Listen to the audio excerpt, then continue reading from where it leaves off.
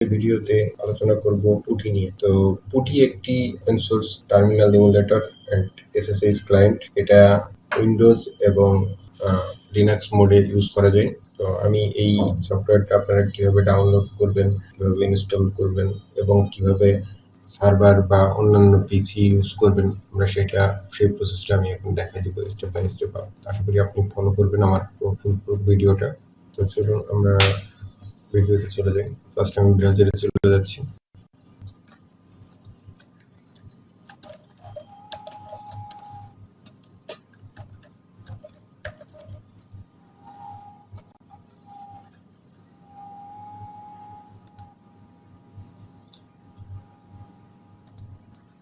PuTTYর ওয়েবসাইটে চলে আসলাম, ডাউনলোড করে নিচ্ছি।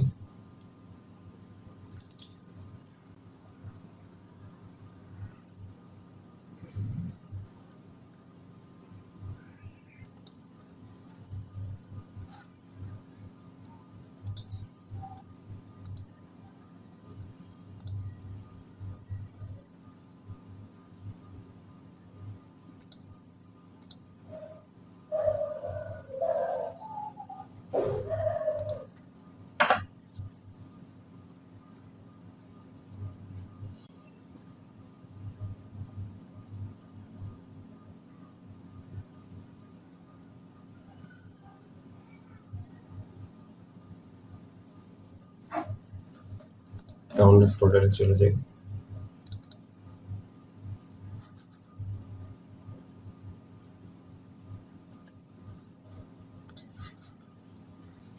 ডাউনলোড ফোল্ডারে চলে আসার পর আমরা এটাতে ডাবল ক্লিক করলে আমরা দেখতে পাচ্ছি যে এখানে PuTTY সফটওয়্যারটা ওপেন হয়ে গেছে। তো আমরা এখানে জাস্ট পিন করে রেখে দিতে পারি, দিয়ে আমরা এটাতে কাজ করতে পারি। তো এটা যেহেতু হচ্ছে আপনার অনলি exe ফাইল, আমরা পরবর্তী ফাইলটা আমি আপনাদের দেখাই দিচ্ছি, MSI ফাইল।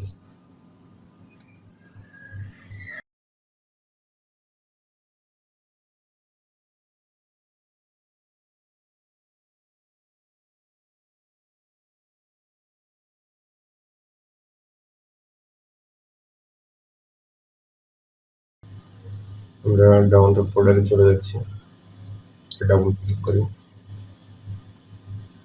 ইনস্টল করে নিই।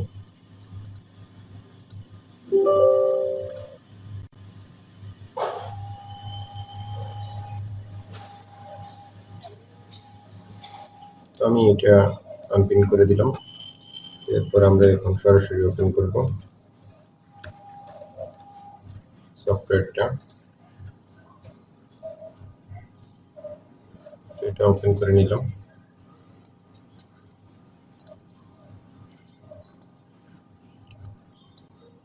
তো এটা হচ্ছে যে বেসিক সফটওয়্যার। তো আপনারা এটা কিভাবে অন্য একটা সার্ভার পিসি কানেক্ট করবেন সেটা আমি এখন দেখাই দেব।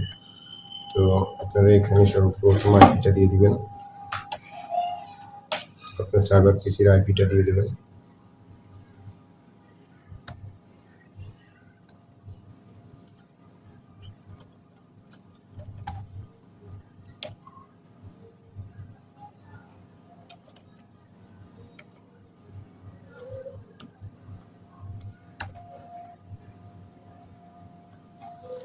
এখানে আপনি সার্ভার পিসির আইপিটা দিয়ে দিলেন, আর এখানে হচ্ছে যে আপনার যে সার্ভার পিসির যে পোর্টটা, সেই পোর্টটা এখানে দিয়ে দিলেন।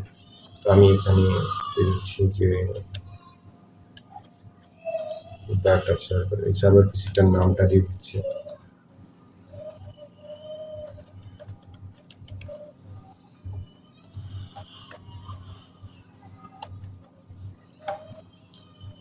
আমি সার্ভার পিসির নামটা দিয়ে দিলাম, দেওয়ার পরে আমি এখানে সেভ দিয়ে দিব। তো আমি এখান থেকে এইভাবে সরাসরি এই সেটিংয়ে রেখে আমি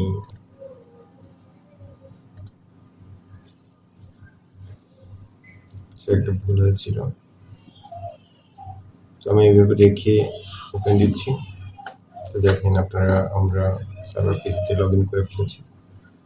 তো অ্যাকসেপ্ট করে দিলাম। এরপরে এখানে ইউজার আইডি পাসওয়ার্ড চাচ্ছে,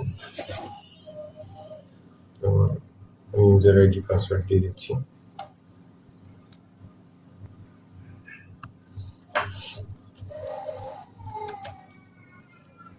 ইউজার নেম পাসওয়ার্ড দিয়ে দিব।